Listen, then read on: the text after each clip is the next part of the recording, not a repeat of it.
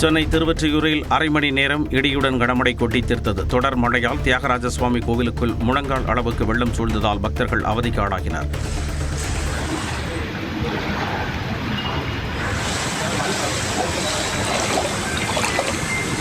அம்பத்தூர் சுற்றுவட்டார பகுதிகளில் கனமழை வெளுத்து வாங்கியது. இதனால் சாலைகளில் மழைநீர் பெருக்கெடுத்து ஓடியது.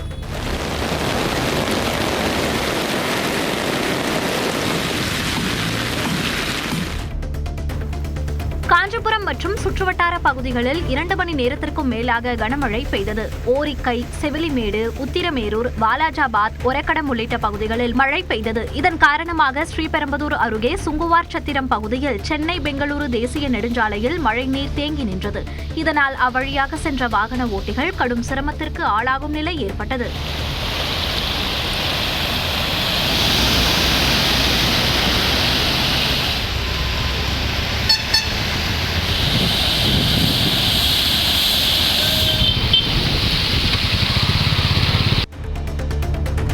தமிழ்நாட்டில் இன்று 6 மாவட்டங்களில் கனமழை பெய்யலாம் என்று வானிலை ஆய்வு மையம் தெரிவித்துள்ளது. அதன்படி ராமநாதபுரம், சிவகங்கை, விருதுநகர், மதுரை, தேனி, திண்டுக்கல் மாவட்டங்களில் கனமழை பெய்ய வாய்ப்புள்ளது. சென்னை மற்றும் புறநகர் பகுதிகளில் இடி மின்னலுடன் மிதமான மழை பெய்யலாம் என்றும் கணிக்கப்பட்டுள்ளது.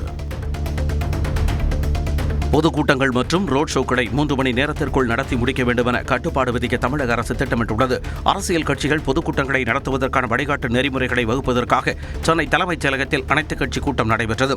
இதில் நிகழ்ச்சிக்கு முன் 2 மணி நேரத்திற்கு மேல் மக்கள் காத்திருப்பதை தவிர்க்க வேண்டும் என பரிந்துரைக்கப்பட்டது. நிர்ணயிக்கப்பட்ட இடத்தில் மட்டுமே உரையாற்ற வேண்டும் என்றும் வழியில் எங்கும் உரையாற்றக்கூடாது எனவும் பல்வேறு கட்டுப்பாடுகளை விதிக்க தமிழ்நாடு அரசு திட்டமிட்டுள்ளது. அரசியல் கட்சிகள் சார்பில் 5000 பேருக்கு மேல் கூடும் வகையில் நடத்தப்படும் கூட்டங்களுக்கு காப்புத் தொகை நிர்ணயிக்க அனைத்துக் கட்சி கூட்டத்தில் பரிந்துரைக்கப்பட்டுள்ளது. அரசியல் கட்சிகள் பொதுக்கூட்டங்களை நடத்துவதற்கான வழிகாட்டு நெறிமுறைகளை வகுப்பது தொடர்பான அனைத்துக் கட்சி கூட்டம் சென்னை தலைமைச் செயலகத்தில் அமைச்சர்கள் KN நேரு, ரகுபதி, மா சுப்பிரமணியன் தலைமையில் நடைபெற்றது. இதில் 1 லட்சம் ரூபாய் முதல் 20 லட்சம் ரூபாய் வரை காப்புத் தொகை நிர்ணயிக்க பரிந்துரை செய்யப்பட்டுள்ளது. ரோட் ஷோக்கள் முறைப்படுத்தப்பட வேண்டும் என விசிக தலைவர் திருமாவளவன் வலியுறுத்தியுள்ளார். ரோட் ஷோ அரசியல் பரப்புரையில் ஏற்றத்தாழ்வுகளை ஏற்படுத்துவதால் தேர்தல் காலங்களில் அவற்றை தேர்தல் ஆணையம் தடை செய்திருப்பதாக சுட்டிக்காட்டியுள்ள அவர் மற்ற நேரங்களிலும் அவை முறைப்படுத்தப்பட வேண்டும் என்றும் தெரிவித்துள்ளார். தலைவர்களை பார்ப்பதற்கு மக்கள் தன்னெழுச்சியாக திரளும் நிலை மாறி மக்களை திட்டமிட்டு திரட்டும் போக்கு அண்மை காலமாக அதிகரித்து வருவதாக கூறியுள்ள அவர் இது அரசியலில் தனிநபர் வழிபாட்டுக்கும் கும்பல் கலாச்சாரத்துக்கும் இட்டுச் செல்லும் என்றும் அவர் தெரிவித்துள்ளார். நெல்லை தொகுதியில் திமுக வெற்றி பெறாவிடில் பதவி பறிக்கப்படும் என மாவட்ட செயலாளர் உள்ளிட்ட நிர்வாகிகளுக்கு முதலமைச்சர் ஸ்டாலின் எச்சரிக்கை விடுத்துள்ளார். சட்டப்பேரவை தேர்தல் நெருங்கும் நிலையில் திமுக தலைவரும் முதலமைச்சருமான MK ஸ்டாலின் சட்டமன்ற தொகுதி நிர்வாகிகளுடன் 1-to-1 ஆலோசனையில் ஈடுபட்டு வருகிறார். திருநெல்வேலி, சங்கரன்கோவில், தென்காசி சட்டமன்ற தொகுதி நிர்வாகிகளோடு தனித்தனியாக முதலமைச்சர் சந்தித்து கருத்துக்களை கேட்டறிந்தார். அப்போது தொண்டர்களை அதட்டி வேலை வாங்காமல் தட்டி கொடுத்து வேலை வாங்குமாறு மாவட்ட செயலாளர்களுக்கு அறிவுரை வழங்கியதாக கூறப்படுகிறது. சென்னையில் ஆபரண தங்கம் ஒரே நாளில் சவரனுக்கு 1120 ரூபாய் அதிகரித்துள்ளது. சென்னையில் வியாழக்கிழமை ஒரே நாளில் ஆபரண தங்கத்தின் விலை கிராமுக்கு 140 ரூபாய் உயர்ந்து 11,320 ரூபாய்க்கு விற்பனை செய்யப்பட்டது. இதனால் சவரன் தங்கம் ஒரே நாளில் 1,120 ரூபாய் உயர்ந்து 90,560 ரூபாய்க்கு விற்பனையானது. இதேபோல வெள்ளி விலையும் ஒரே நாளில் கிராமுக்கு 2 ரூபாய் அதிகரித்தது. அதன்படி 1 கிராம் வெள்ளி 165 ரூபாய்க்கும் 1 கிலோ கட்டி வெள்ளி 1,65,000 ரூபாய்க்கும் விற்பனையானது. ஓசூரில் டாடா எலக்ட்ரானிக்ஸ் தொழிற்சாலையின் பெண் ஊழியர்கள் தங்கும் விடுதியின் குடியில் அறையில் ரகசிய கேமரா வைக்கப்பட்ட விவகாரத்தில் ஊழியர்களுக்கு தேவையான அனைத்து ஆதரவு நடவடிக்கைகளும் செயல்படுத்தப்படும் என்று நிர்வாகம் தரப்பில் உறுதியளிக்கப்பட்டுள்ளது. இந்த விவகாரத்தை மிகவும் தீவிரமாகவும் மிகுந்த அக்கறையுடனும் அணுகி வருவதாக நிறுவனம் அறிக்கை வெளியிட்டுள்ளது. இதனிடையே தொழிற்சாலை நிர்வாகம் சார்பில் டெல்லி மற்றும் பெங்களூருவில் இருந்து வரவழைக்கப்பட்ட தனியார் நிறுவனத்தின் 10 பேர் அடங்கிய டிடெக்டிவ் குழுக்கள் விடுதியில் ரகசிய கேமராக்கள் உள்ளதா என ஆய்வு மேற்கொண்டனர். அதர்ஸ் பட செய்தியாளர் சந்திப்பில் தனது உடல் எடை குறித்து பேசிய யூடியூபருக்கு நடிகை கௌரி கிஷன் காரசார பதிலடி கொடுத்துள்ளார். படத்தில் நாயகியை தூக்குவது போன்ற காட்சியை குறிப்பிட்டு கௌரி கிஷனின் எடை என்ன என செய்தியாளர் கேள்வி எழுப்பிய நிலையில் அதற்கு கௌரி கிஷன் பதிலடி கொடுத்தார். என்ன தப்பா? அது தப்பு தான் சார். நீங்க பாடி ஷேம் தான் பண்ணீங்க, அது தப்பு தான். Like I would like to take this opportunity. இல்ல நான் மன்னிப்புலாம் கேட்க மாட்டேங்க. ஹலோ சார், நீங்க தான் மன்னிப்பு கேட்கணும். ஹீரோ கிட்ட கேக்குறாரு என்னோட வெயிட் என்னன்னு. என்கிட்ட எதுவும் கேட்கல. என்கிட்ட கேரக்டர் பத்தியும் படத்தை பத்தி எதுவும் கேட்காம டைரக்டா இன்டைரக்டா கேக்குறீங்க என் வெயிட் என்னன்னு. அது எப்படி கரெக்டா இருக்கும்? அது தப்பு தாங்க. அது ஒரு ஸ்டூபிட் क्वेश्चन தான். அதனாலதான் நான் இப்போ ரியாக்ட் பண்றேன். மாதம்பட்டி ரங்கராஜ் மீதான வழக்கை சிபிசிஐடிக்கு மாற்ற கோரிய ஜாய் கிறிசில்டா உயர்நீதிமன்றத்தில் மனு தாக்கல் செய்தார். தனது புகாரின் அடிப்படையில் காவல்துறை வழக்கு பதியவில்லை என்றும் அவர் தனது மனுவில் குற்றம் சாட்டியிருந்தார். இதனையடுத்து காவல்துறை பதிலளிக்க வரும் 12ஆம் தேதி வரை கால அவகாசம் வழங்கி சென்னை உயர்நீதிமன்றம் உத்தரவிட்டது. திருப்பத்தூர் மாவட்டம் பெருமாப்பட்டு ஊராட்சியில் அமைந்துள்ள ஜலகாம்பாறை நீர்வீழ்ச்சியில் வெள்ளப்பெருக்கு ஏற்பட்டுள்ளது. மேலும் இந்த நீர்வீழ்ச்சியில் இருந்து வெளியேறும் தண்ணீர் ஊத்தங்கரையில் உள்ள பாம்பாறு ஆற்றுக்கு செல்வதால் அருகே உள்ள ஏரிகளுக்கு தண்ணீர் சென்றடைகிறது. ஜலகாம்பாறை நீர்வீழ்ச்சியில் அதிகமான தண்ணீர் வருகையால் சுற்றுலா பயணிகள் குளிப்பதற்கு வனத்துறையினரால் தடை விதிக்கப்பட்டுள்ளது.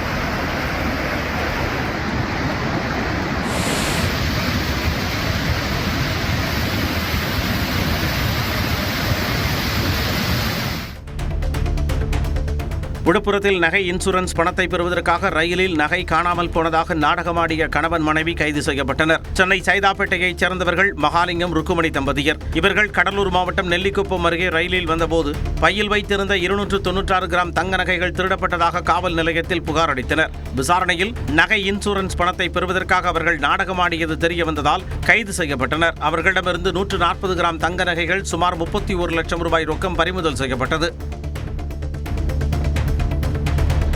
ஈரோடு அருகே முறையான தடுப்பு அமைக்காமல் பாலம் கட்ட தோண்டப்பட்ட குழியில் விழுந்து இளைஞர் உயிரிழந்த சம்பவம் சோகத்தை ஏற்படுத்தியுள்ளது.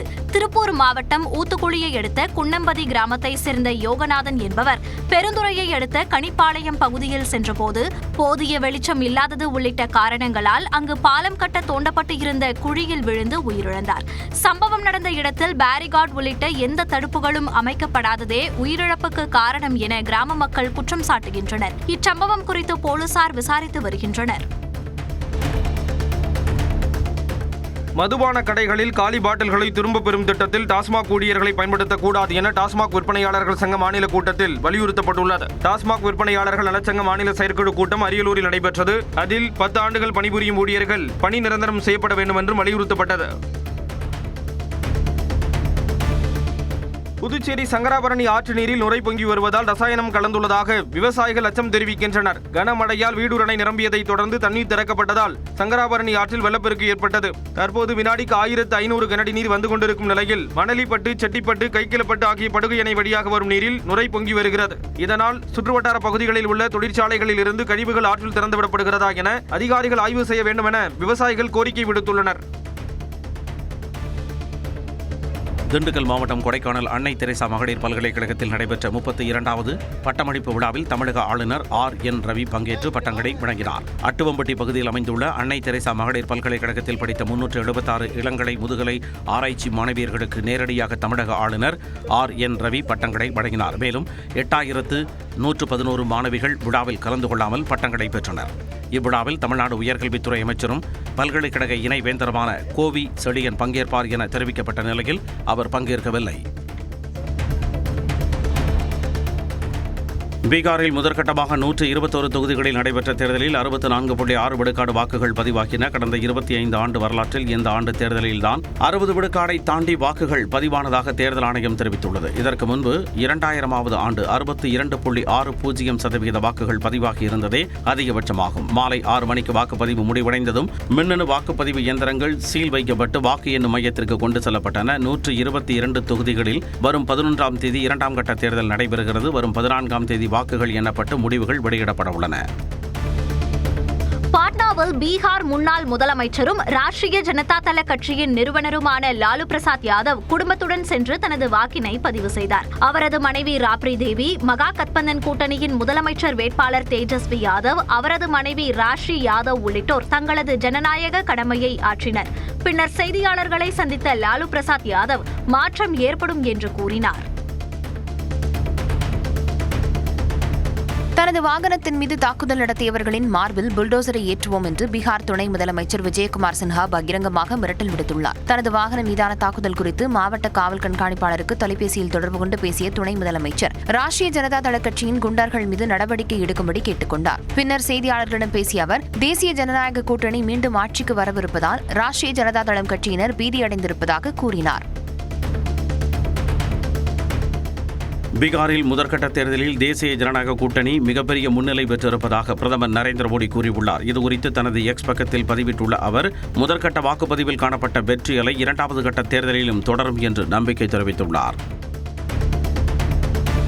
பீகாரில் நபர் ஒருவர் எருமை மாட்டின் மீது அமர்ந்து வாக்களிக்க வந்தது பலரது கவனத்தையும் ஈர்த்தது. பீகாரில் முதற்கட்ட வாக்குப்பதிவு நடைபெற்ற நிலையில் வைஷாலி பகுதியில் வாக்காளர் ஒருவர் கையில் ஆவணங்களுடன் எருமையில் அமர்ந்து வினோதமாக வாக்களிக்க வந்ததை பலரும் ஆச்சரியத்துடன் பார்த்து சென்றனர்.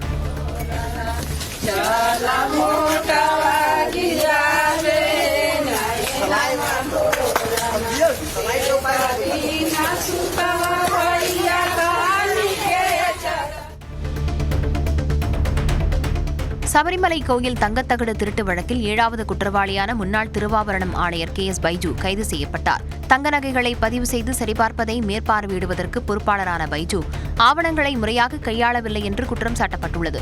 முதல் குற்றவாளியான உன்னிகிருஷ்ணனுடன் பைஜு விசாரிக்கப்பட்டு இன்று ரன்னி நீதிமன்றத்தில் ஆஜர்படுத்தப்படுவார் என்று கூறப்படுகிறது.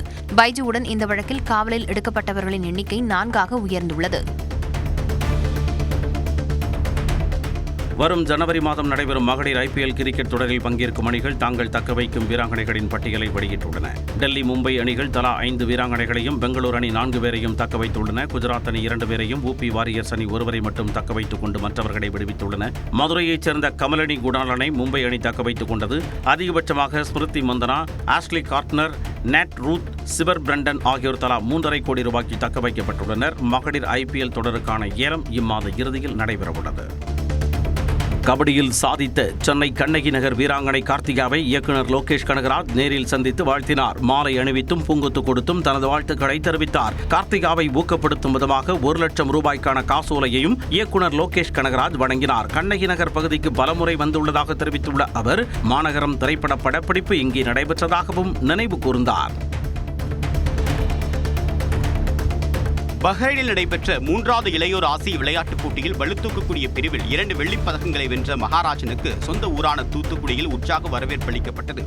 ஒலிம்பிக்கில் பதக்கம் வென்று தமிழ்நாட்டுக்கும் இந்தியாவுக்கும் பெருமை சேர்ப்பதே தன்னுடைய லட்சியம் என்று அவர் கூறினார். இன்னும் வரத காம்படிஷனில் மெடல் எடுக்கணும், எதுவும் இன்ஜுரி ஆகக்கூடாது, கண்டினியூஸாக மெடல் எடுக்கணும். காமன்வெல்த் கேம்ஸ், ஏசியன் கேம்ஸ், அதுக்கப்புறம் ஒலிம்பிக் மெடல் எடுக்கிறது தான் என்னோட லட்சியம்.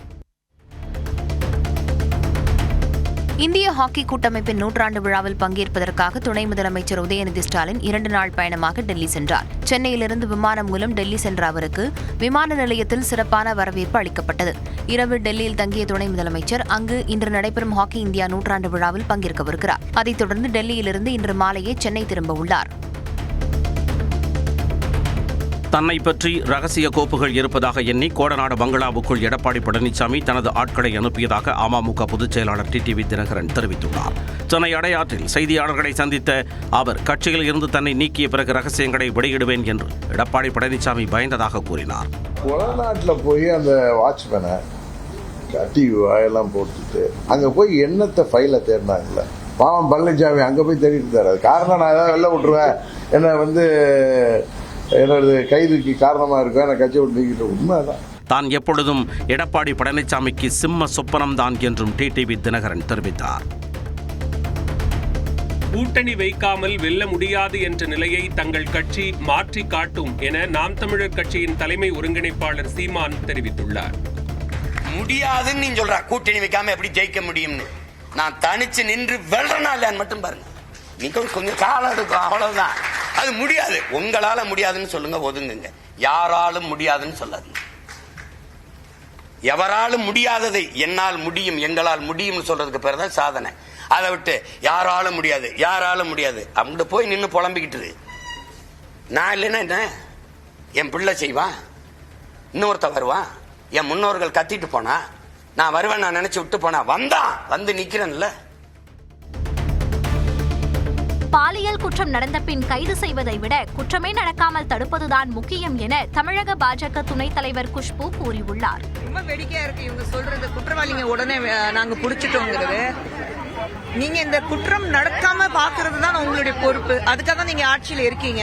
ஆனா நாங்க உடனே புடிச்சதுக்கு அப்புறம் அந்த பெண்க்கு போனது திரும்பி வந்துருமா, மன நிம்மதி திரும்பி வந்துருமா, அவளுடைய அந்த பெண் சொல்லிக்கிறதுக்கு அந்த உரிமையை திரும்பி வந்துருமா, அவளுடைய மனநிலை திரும்பி வந்துருமா, அந்த வீட்டுல இருக்கிறவங்களுடைய மனநிலை திரும்பி வந்துருமா? இந்தியாவிலேயே நம்ம நாட்டிலே எந்த ஒரு மூலையில இருந்தாலும் நான் பார்க்கக்கூடிய ஒரே விஷயம், இந்த நாட்டின் மகள், இந்த பாரத தேசத்தின் மகள் மீது ஒரு குற்றம் நடந்திருக்கு, அது மட்டும்தான் பார்க்கணும். கல்வி நிறுவனங்களில் நடத்தப்படும் நாடகங்களுக்கு கேளிக்கை வரி செலுத்துவதிலிருந்து விலக்களித்து தமிழ்நாடு அரசு அரசாணை வெளியிட்டுள்ளது. ஏற்கனவே நாடகங்களுக்கு 10% கேளிக்கை வரி விதிக்கப்பட்டு வந்த நிலையில் தமிழ்நாடு அரசின் நகராட்சி நிர்வாகம் மற்றும் குடிநீர் வழங்கல் துறை வெளியிட்டுள்ள அரசாணையில் இந்த அறிவிப்பு வெளியிடப்பட்டுள்ளது. திருநெல்வேலி மாவட்டம் அம்பாசமுத்திரம் அருகே வீட்டில் மண்ணெண்ணெய் குண்டு வீசப்பட்ட தொடர்பாக காவல்துறையினர் விசாரணை மேற்கொள்கின்றனர்.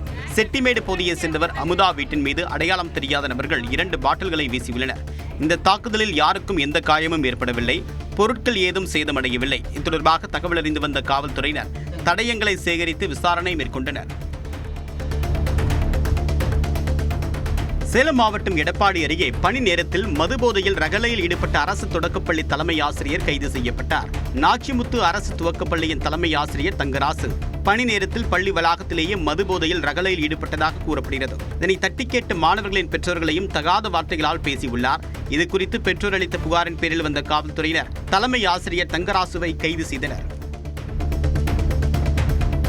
விழுப்புரம் மாவட்டம் தளவானூர் தென்பெண்ணை ஆற்றில் சுடுமண்ணால் ஆன சங்ககால அகல்விளக்கு கண்டெடுக்கப்பட்டுள்ளது. தட்டு வடிவில் அழகிய கலை நயத்துடன் சுடுமண் அகல்விளக்கு சிவப்பு நிறத்தில் செய்யப்பட்டுள்ளது.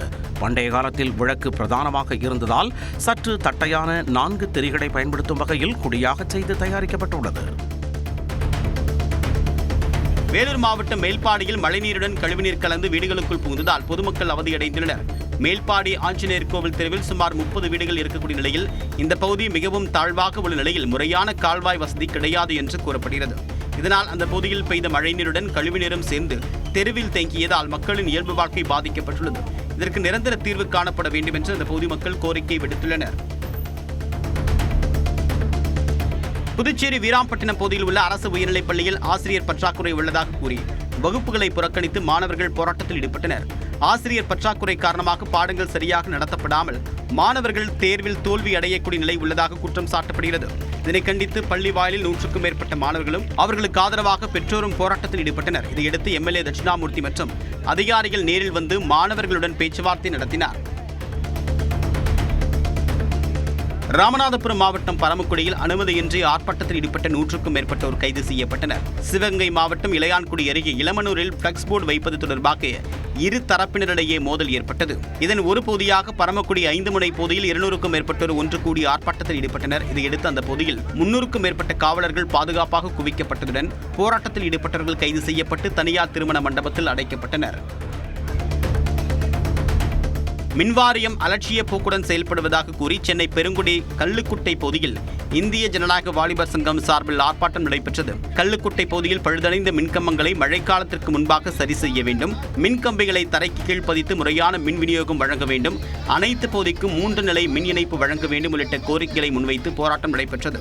இதில் 50க்கும் மேற்பட்டோர் பங்கேற்று கோரிக்கைகளை முன்வைத்து கோஷங்களை எழுப்பினர். மக்களின் உயிர்களை மின்வாரியமே மின்வாரியமே கொல்லாதே கொல்லாதே விடமாட்டோம் விடமாட்டோம்.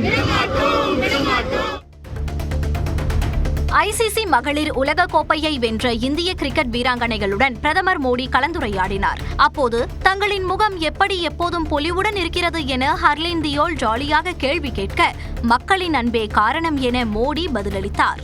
सर मेरे को आपकी स्किन केयर रूटीन पूछना है. आप बहुत ग्लो करते हो सर. ये तो है ही है जी, ये बहुत बहुत बड़ी ताकत होती है. उसके बाद भी इतने जब आशीर्वाद मिलते हैं तो उसका एक तो प्रभाव रहता है.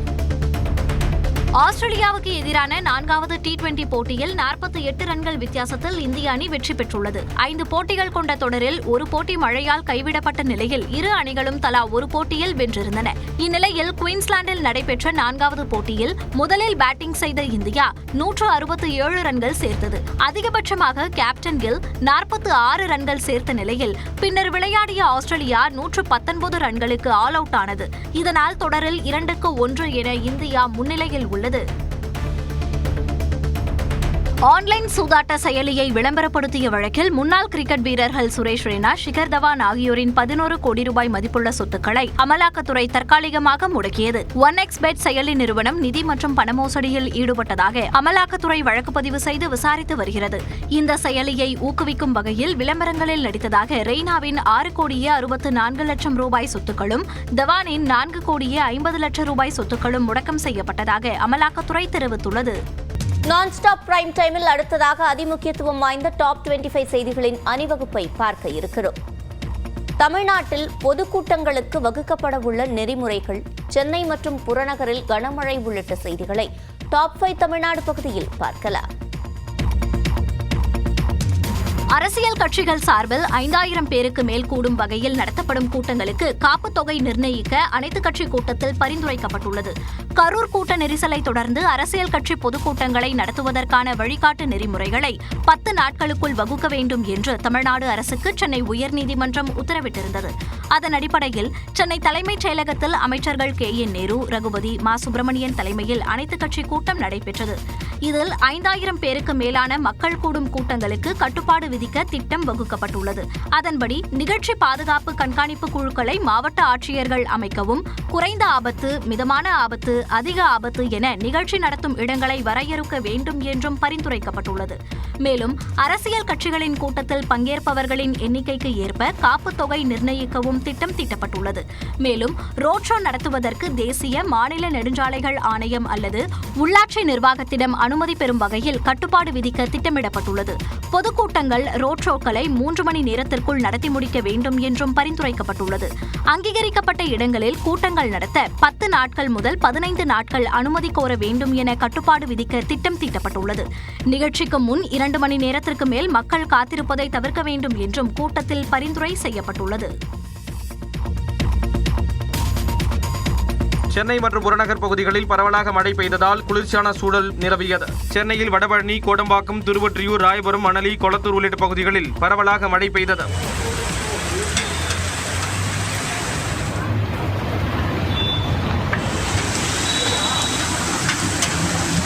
திருவள்ளூர் மாவட்டத்தில் அம்பத்தூர் மற்றும் அதன் சுற்றுவட்டார பகுதிகளில் கனமழை வெளுத்து வாங்கியது. இதனால் சாலைகளில் மழைநீர் பெருக்கெடுத்து ஓடியது.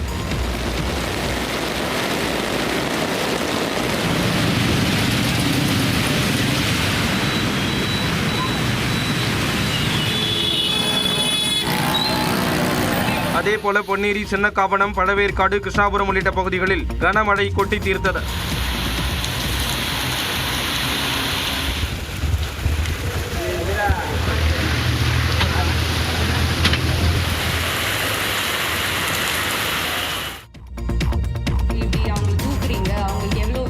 அதோட ஃபர்ஸ்ட் பாடி ஷேமிங். அது பாடி ஷேமிங்.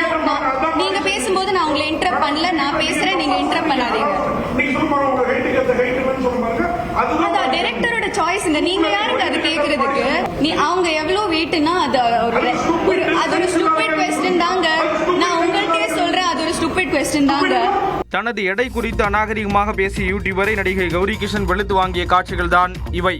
ஆதித்யா மாதவன், கௌரி கிஷன் நடிப்பில் அதர்ஸ் படம் வெள்ளிக்கிழமை ரிலீஸ் ஆகிறது. அண்மையில் படத்தின் செய்தியாளர் சந்திப்பில் நாயகியை தூக்குவது போன்ற ஒரு காட்சியை குறிப்பிட்டு நடிகை கௌரி கிஷன் என்ன எடை என கதாநாயகன் ஆதித்யா மாதவனிடம் யூடியூபர் ஒருவர் கேள்வி எழுப்பினார். இது குறித்து மற்றொரு யூடியூப் சேனலுக்கு பேட்டியளித்த கௌரி கிஷன் செய்தியாளரின் கேள்வி முட்டாள்தனமானது என கூறினார். இந்நிலையில் சென்னையில் நடந்த அதர்ஸ் படத்தின் மற்றொரு நிகழ்ச்சியில் அதே யூடியூபர் மீண்டும் பிரச்சனையை எழுப்பினார். இதனால் அவருக்கும் நடிகை கௌரி கிஷனுக்கும் கடும் வாக்குவாதம் ஏற்பட்டது.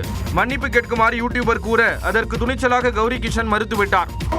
நார்மலைசிங் பாடி ஷேமிங் அது ஏன் ஒரு ஆக்ட்ரஸஸ்க்கு எப்பவுமே ஃபீல் ஆகுது? எப்பவுமே அது கேள்வி ஏன் வந்துட்டு இருக்கு? என்னோட வெயிட் அன்னைக்கு அந்த பிரஸ் என்னோட வெயிட் கேட்டாங்க. என்னோட வெயிட் இந்த படத்துக்கும் என்ன சம்பந்தம்? ஒரு ஹீரோ கிட்ட கேட்பாங்களா என்ன wait? Like I would like to take this opportunity. இல்ல நான் மன்னிப்புலாம் கேட்க மாட்டீங்க. ஹலோ சார், நீங்க தான் மன்னிப்பு கேட்கணும். இருதரப்பு வாக்குவாதத்தால் நிகழ்ச்சி கலைவரம் போல் காட்சியளித்தது. பணம் பறிப்பதும் குடும்பத்தை நாசமாக்குவதும் தான் ஜாய் கிறிசல்டாவின் நோக்கம் என மாதம்பட்டி ரங்கராஜின் மனைவி சுதிப்பிரியா ரங்கராஜ் குற்றம் சாட்டியுள்ளார். இது தொடர்பாக அறிக்கை வெளியிட்ட அவர், கடந்த மார்ச் மாதம் தனது குடும்ப புகைப்படத்தை சமூக வலைதளத்தில் பதிவிட்ட போது ஜாய் கிறிசல்டாவிடமிருந்து ஒழுக்கமற்ற மற்றும் அவமதிப்பான செய்திகளை பெற்றதாக குறிப்பிட்டுள்ளார். ரங்கராஜிடமிருந்து பணம் பறிப்பதும் குடும்பத்தை பிரிப்பதும் தான் தனது நோக்கம் என ஜாய் கிறிசல்டா சொந்த கையெழுத்தில் கடிதம் எழுதி கொடுத்திருப்பதாக கூறியுள்ளார். தனக்கு பணம், வீடு எதுவும் வேண்டாம் என்று கூறினாலும் அவர் எழுதி கொடுத்த கடிதமே அதற்கு நேர்மாறாக உண்மையை வெளிப்படுத்துவதாக உள்ளது என்றும் தெரிவித்துள்ளார். பொருளாதார தேவைகளை ரங்கராஜ் கவனிக்க வேண்டும், மாதந்தோறும் 10 லட்சம் ரூபாய் அளிக்க வேண்டும் என்பதே ஜாய் கிறிசல்டாவின் உண்மை முகம் என்று குற்றம் சாட்டிய ஸ்ருதிப்பிரியா, கணவர் ரங்கராஜுக்கு உறுதியாக நிற்பேன் என்றும் அவரை இறுதி வரை காப்பாற்றுவேன் என்றும் கூறியுள்ளார்.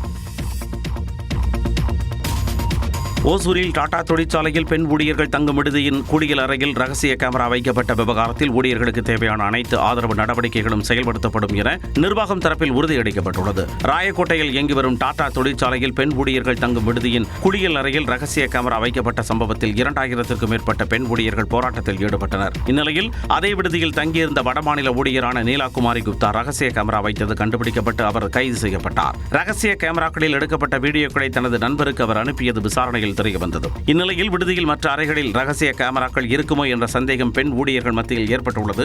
இதனால் தொழிற்சாலை நிர்வாகம் சார்பில் டெல்லி மற்றும் பெங்களூருவில் இருந்து வரவழைக்கப்பட்ட தனியார் நிறுவனத்தின் 10 பேர் அடங்கிய டிடெக்டிவ் குழுக்கள் விடுதியில் ரகசிய கேமராக்கள் உள்ளதா என ஆய்வு மேற்கொண்டனர். இதனிடையே இந்த விவகாரம் குறித்து தாங்கள் மிகவும் தீவிரமாகவும் மிகுந்த அக்கறையுடனும் அணுகி வருவதாக டாடா எலக்ட்ரானிக்ஸ் நிறுவனம் அறிக்கை வெளியிட்டுள்ளது. ஊழியர்களுக்கு தேவையான அனைத்து ஆதரவு நடவடிக்கைகளையும் செயல்படுத்துவதற்கான கொள்கைகள் மற்றும் திட்டங்கள் உறுதியுடன் செயல்படுத்தப்படும் என்றும் தெரிவிக்கப்பட்டுள்ளது. கட்சி நிர்வாகிகளை கடுமையாக எச்சரித்த முதலமைச்சர் ஸ்டாலின், திமுகவுக்கும் தவேகாவுக்கும் தான் போட்டி என கூறிய டிடிவி தினகரன் உள்ளிட்ட தமிழ்நாட்டின் டாப் 5 அரசியல் செய்திகள் பகுதியில் பார்க்கலாம். திருநெல்வேலி தொகுதியில் வெற்றி பெறவில்லை என்றால் பதவிகள் பறிக்கப்படும் என மாவட்ட செயலாளர் உள்பட அனைத்து நிர்வாகிகளுக்கும் முதலமைச்சர் மு.க. ஸ்டாலின் எச்சரிக்கை விடுத்ததாக தகவல் வெளியாகியுள்ளது. சட்டப்பேரவை தேர்தல் நெருங்கும் நிலையில் திமுக தலைவரும் முதலமைச்சருமான மு.க. ஸ்டாலின் சட்டமன்ற தொகுதி வாரியாக நிர்வாகிகளுடன் 1-to-1 ஆலோசனையில் ஈடுபட்டு வருகிறார். அந்த வகையில் திருநெல்வேலி சங்கரன் கோயில் தென்காசி சட்டமன்ற தொகுதி நிர்வாகிகளை தனித்தனியாக முதலமைச்சர் சந்தித்து கருத்துக்களை கேட்டறிந்தார். அப்போது திருநெல்வேலி தொகுதியில் வெற்றி பெறவில்லை என்றால் பதவிகள் பறிக்கப்படும் என மாவட்ட செயலாளர் உட்பட அனைத்து நிர்வாகிகளுக்கும் முதலமைச்சர் எச்சரிக்கை விடுத்ததாக தகவல் வெளியாகியுள்ளது. கடந்த முறை அந்த தொகுதியில் பாஜக வெற்றி பெற்ற நிலையில் முதலமைச்சர் இதனை தெரிவித்ததாக சொல்லப்படுகிறது. அதட்டி வேலை வாங்காமல் தட்டி கொடுத்து வேலை வாங்குங்கள் என தென்காசி திருநெல்வேலி மாவட்ட செயலாளர்களுக்கு முதலமைச்சர் அறிவுரை வழங்கியதாக கூறப்படுகிறது.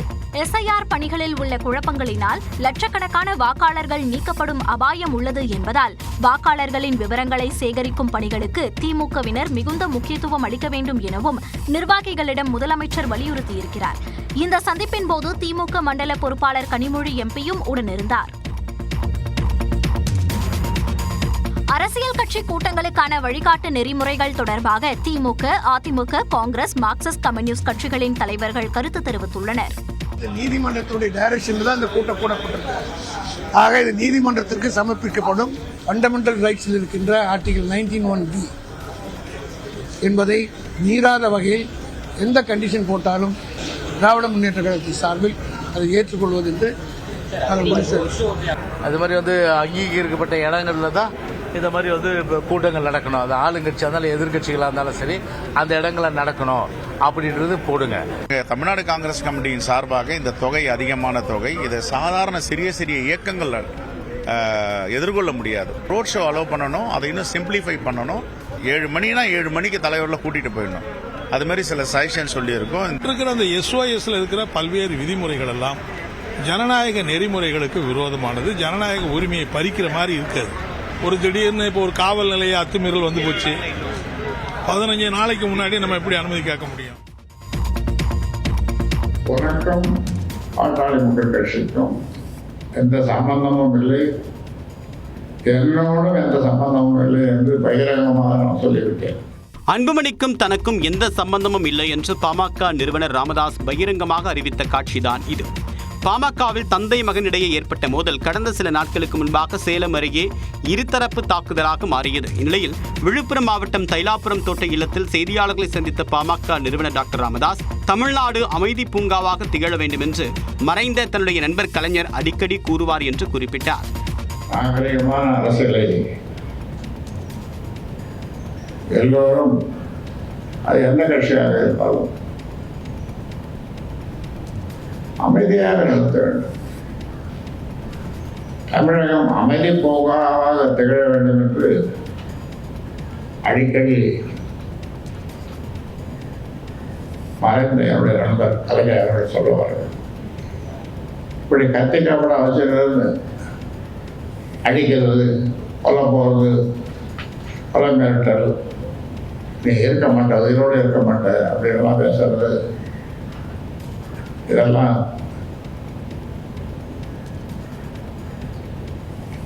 டீசன்ட் அண்ட் டெவலப்மெண்ட் பாலிடிக்ஸ் இல்லை, அமைதி போகாவாக இருக்காது.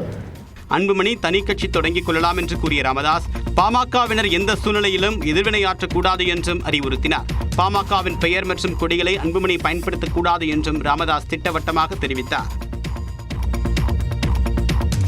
யாருடனும் எப்போதும் கூட்டணி கிடையாது என திட்டவட்டமாக மீண்டும் தெரிவித்த சீமான், விஜயகாந்த் செய்த தவறை ஒருபோதும் செய்ய மாட்டேன் என்றார். சென்னை வடபழனியில் நாம் தமிழர் கட்சியின் மாநில நிர்வாக குழு உறுப்பினர்கள் கூட்டம் நடைபெற்றது. நாம் தமிழர் கட்சியின் தலைமை ஒருங்கிணைப்பாளர் சீமான் தலைமையில் நடைபெற்ற இந்த கூட்டத்தில் நிர்வாக குழு உறுப்பினர்கள் 250க்கும் மேற்பட்டோர் பங்கேற்றனர். முன்னதாக செய்தியாளர்களிடம் பேசிய சீமான், தேர்தலுக்கு எப்போதோ தயாராகிவிட்டதாகவும் யாருடைய கூட்டணிக்காகவும் காத்திருக்கவில்லை என்றார். முடியாதுன்னு நீ சொல்ற, கூட்டணி வைக்காம எப்படி ஜெயிக்க முடியும்னு. நான் தனிச்சு நின்று வெல்றனா இல்லையான்னு மட்டும் பாருங்க. நீங்க கொஞ்சம் காலம் எடுக்கும், அவ்வளவுதான். அது முடியாது, உங்களால முடியாதுன்னு சொல்லுங்க, ஒதுங்குங்க. யாராலும் முடியாதுன்னு சொல்லாது. எவராலும் முடியாததை என்னால் முடியும், எங்களால் முடியும்னு சொல்றதுக்கு பேர் தான் சாதனை. அதை விட்டு யாராலும் முடியாது, யாராலும் முடியாது அவங்க போய் நின்று புலம்பிக்கிட்டு, நான் இல்லைன்னா என்ன, என் பிள்ளை செய்வான், இன்னொருத்த வருவான், என் முன்னோர்கள் கத்திட்டு போனா, நான் வருவேன் நான் நினைச்சு விட்டு போனா, வந்து நிக்கிறேன்ல. திமுக வேண்டாம் என அதிமுகவும், அதிமுக வேண்டாம் என திமுகவும் கூட்டணிக்கு கட்சிகளை அழைக்கும் நிலையில் இரு கட்சிகளும் வேண்டாம் என தனித்து நிற்பதாகவும் சீமான் தெரிவித்தார். வரும் சட்டப்பேரவைத் தேர்தலில் திமுக தவேக இடையேதான் போட்டி இருக்கும். அதிமுகவுக்கு 3வது இடம்தான் கிடைக்கும் என்று டிடிவி தினகரன் கருத்து தெரிவித்துள்ளார். பழனிசாமி தலைமையிலான கூட்டணி உறுதியாக இந்த காலகட்டத்தில், அதுவும் திரு விஜய் அவர்களுடைய அரசியல் பிரவேசத்துக்கு பிறகு 3வது இடத்துக்கு தான் செல்லும். இந்த போட்டி நானே சொன்னது திமுக கூட்டணிக்கும் தவேக கூட்டணிக்கும் தான் இருக்கும்.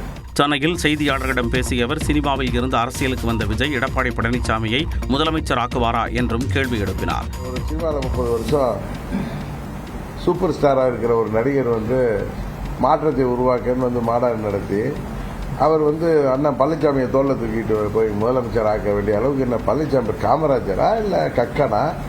யார் அவர்? துரோகத்துக்கு பேர் போட விஜய்க்கு தெரியாதா? பல கட்சிகள் கூட்டணிக்காக தங்களை அணுகியிருப்பதாகவும் இதுவரை முடிவெடுக்கவில்லை என்றும் அவர் கூறினார். பீகாரில் 25 ஆண்டுகளுக்கு மிக அதிக முதற்கட்ட வாக்குப்பதிவு. மகளிர் பிரீமியர் லீகில் அதிக விலைக்கு தக்க வைக்கப்பட்ட வீராங்கனையர் உள்ளிட்ட செய்திகளை டாப் 5 இந்தியா பகுதியில் பார்க்கலாம். பீகார் தேர்தல் வரலாற்றில் இதுவரை இல்லாத வகையில் 64% வாக்குகள் பதிவாகியுள்ளன. பீகாரில் உள்ள 243 சட்டமன்ற தொகுதிகளில் முதற்கட்டமாக 121 தொகுதிகளில் வியாழக்கிழமை வாக்குப்பதிவு நடைபெற்றது. 8 மாவட்டங்களில் உள்ள 45,341 மையங்களில் 3 அடுக்கு பாதுகாப்புடன் தேர்தல் விறுவிறுப்பாக நடந்து முடிந்தது. காலை 7 மணி முதலே வாக்குச்சாவடிகளில் வரிசையில் நின்று பொதுமக்கள் வாக்களித்தனர். முதியவர்கள், மாற்றுத்திறனாளிகள் என பல்வேறு தரப்பினரும் ஆர்வத்துடன் ஜனநாயக கடமையாற்றினர். 3,75,00,000 பேர் வாக்களிக்க தகுதி பெற்றிருந்த நிலையில் 1314 வேட்பாளர்கள் களம் கண்டனர். ஆட்சியில் உள்ள ஐக்கிய ஜனதா தளம் பாஜக கூட்டணியுடன் ஆர்ஜேடி காங்கிரஸ் அங்கம் வகிக்கும் மகாகத்பந்தன் கூட்டணி நேருக்கு நேர் மோதுகிறது. இதில் மகாகத்பந்தன் கூட்டணியின் முதல்வர் வேட்பாளரான தேஜஸ்வி போட்டியிடும். ரகோபூர் பீகார் துணை முதலமைச்சரான பாஜகவைச் சேர்ந்த சாம்ரத் சௌதாரி போட்டியிடும் தாராபூரிலும் வாக்குப்பதிவு நடைபெற்றது. இந்நிலையில் பீகார் தேர்தல் வரலாற்றில் இதுவரை இல்லாத வகையில் 64.66% வாக்குகள் பதிவாகியுள்ளதாக தேர்தல் ஆணையம் தெரிவித்துள்ளது. இதற்கு முன்பு அதிகபட்சமாக 2000 ஆண்டில் 62.60% வாக்குகள் பதிவாகியிருந்தது குறிப்பிடத்தக்கது. தனது வாகனத்தின் மீது தாக்குதல் நடத்தியவர்களின் மார்பில் புல்டோசரை ஏற்றுவோம் என்று பீகார் துணை முதலமைச்சர் விஜயகுமார் சின்ஹா பகிரங்கமாக மிரட்டல் விடுத்துள்ளார். பீகாரில் சட்டப்பேரவைக்கான முதற்கட்ட வாக்குப்பதிவு நேற்று விறுவிறுப்பாக நடைபெற்றது. லக்கிசராய் தொகுதியில் பாஜக சார்பில் போட்டியிடும் பீகார் துணை முதலமைச்சர் விஜயகுமார் சின்ஹா வாக்குச்சாவடிகளில் நேரில் ஆய்வு மேற்கொண்டார். ஹொரியாரி கிராமத்திற்கு சென்றபோது ராஷ்டிரிய ஜனதா தளம் ஆதரவாளர்கள் எதிர்ப்பு தெரிவித்ததாக கூறப்படுகிறது. இதைத் தொடர்ந்து சின்ஹாவின் காரை அங்கிருந்தவர்கள் சூழ்ந்தனர். அப்போது வாகனத்தின் மீது சிலர் காலணிகள் மற்றும் கற்களை வீசி தாக்குதல் நடத்தியதால் பதற்றமான சூழல் நிலவியது.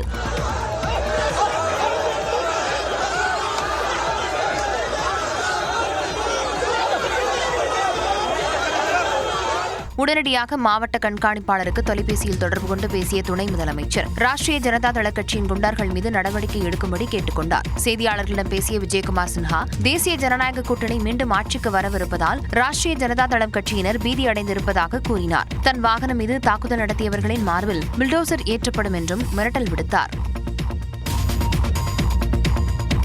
முகப்பொலிவிற்கான ரகசியம் குறித்து கிரிக்கெட் வீராங்கனை எழுப்பிய கேள்விக்கு பிரதமர் மோடி பதிலளித்துள்ளார்.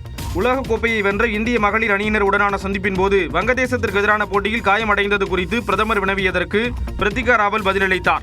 तो यहाँ पे बहुत सारे लोगों ने मतलब टीम में बोला कि ये वर्ल्ड कप हम प्रतिका के लिए जीतना चाहते हैं.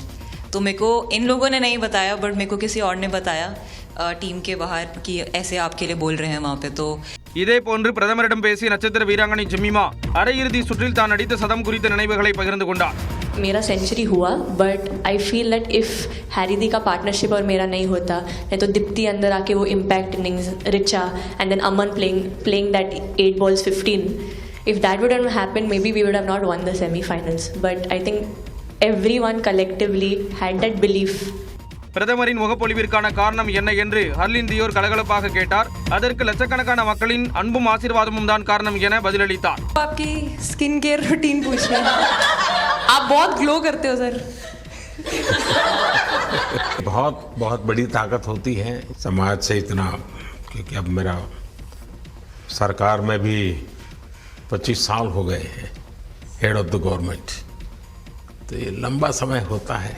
उसके बाद भी इतने जब आशीर्वाद मिलते हैं तो उसका एक तो प्रभाव रहता है.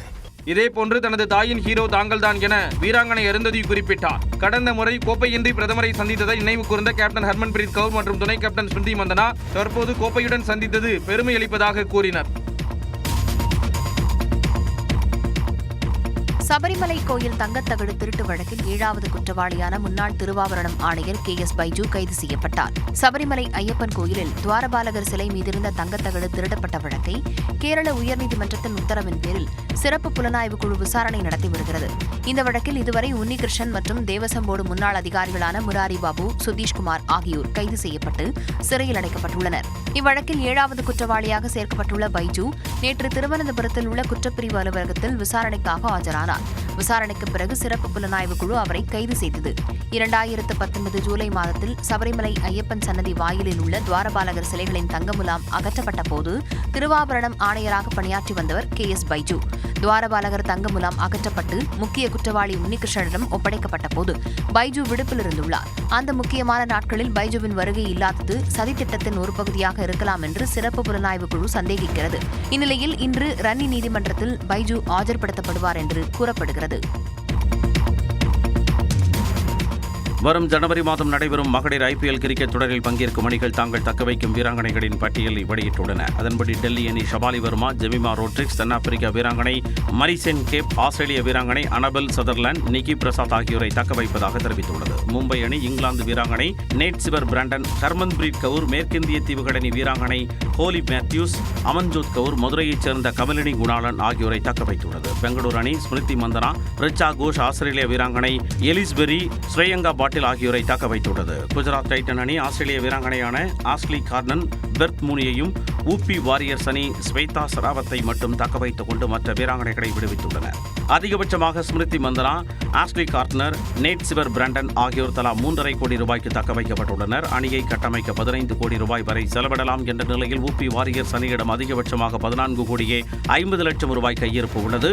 மகளிர் IPL தொடருக்கான ஏலம் இம்மாதம் இறுதியில் நடைபெறவுள்ளது. ஆஸ்திரேலியாவுக்கு எதிரான 4வது T20 கிரிக்கெட் போட்டியில் 48 ரன்கள் வித்தியாசத்தில் வென்று இந்திய அணி தொடரில் முன்னிலை பெற்றுள்ளது. ஆஸ்திரேலியாவில் சுற்றுப்பயணம் செய்து இந்திய அணி விளையாடி வருகிறது. இரு அணிகளுக்கு இடையிலான 4வது T20 கிரிக்கெட் போட்டி குயின்ஸ்லாந்தில் நடைபெற்றது.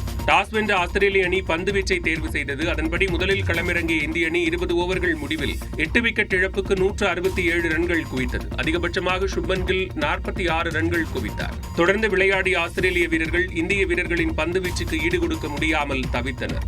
அடுத்தடுத்து ஆட்டம் இழந்து ஆஸ்திரேலிய வீரர்கள் விக்கெட் அணிவகுப்பு நடத்தினர். 18.2 ஓவர்களில் 119 ரன்களுக்கு ஆஸ்திரேலிய அணி ஆல் அவுட் ஆனது. இந்திய அணி தரப்பில் வாஷிங்டன் சுந்தர் 3 விக்கெட்டும், அக்ஷர் பட்டேல், சிவம் துபே தலா 2 விக்கெட்டும் வீழ்த்தினர். இந்த வெற்றியின் மூலம் 5 போட்டிகள் கொண்ட T20 தொடரில் 2-1 என்ற கணக்கில் இந்திய அணி முன்னிலை பெற்றது. சனிக்கிழமை நடைபெறும் கடைசி T20 போட்டியில் வெற்றி பெற்றால் இந்திய அணி தொடரை கைப்பற்றும் என்பது குறிப்பிடத்தக்கது. திரையுலகம் என்றாலே அடிதடி வெட்டுக்குத்து சண்டை என்றாகிவிட்டதாக இயக்குனர் சேரன் வேதனை தெரிவித்துள்ளார். சேரன் இயக்கி நடித்திருந்த ஆட்டோகிராஃப் திரைப்படம் 21 ஆண்டுகளுக்கு பிறகு வரும் 14ஆம் தேதி மீண்டும் திரைக்கு வரவுள்ளது. இந்நிலையில் ஆட்டோகிராஃப் ரீயூனியன் என்ற பெயரில் சென்னையில் படக்குழுவினர் செய்தியாளர்களை சந்தித்தனர். அப்போது பேசிய இயக்குனர் சேரன் நல்ல படத்திற்காக ரசிகர்கள் இயங்குவதாக குறிப்பிட்டார். தொடர்ந்து பேசிய இயக்குனர் அமீர் கே பாலச்சந்தருக்கு அடுத்தபடியாக அதிக விருதுகளை சேரன் வைத்திருப்பதாக பாராட்டினார். நடிகை சினேகா பேசுகையில் உண்மையான காதலை ஆட்டோகிராஃப் படம் பிடித்து காட்டி உள்ளதாக கூறினார். 21 ஆண்டுகளாக சேரனுடனான நட்பு தொடர்வதாகவும் சினேகா தெரிவித்தார்.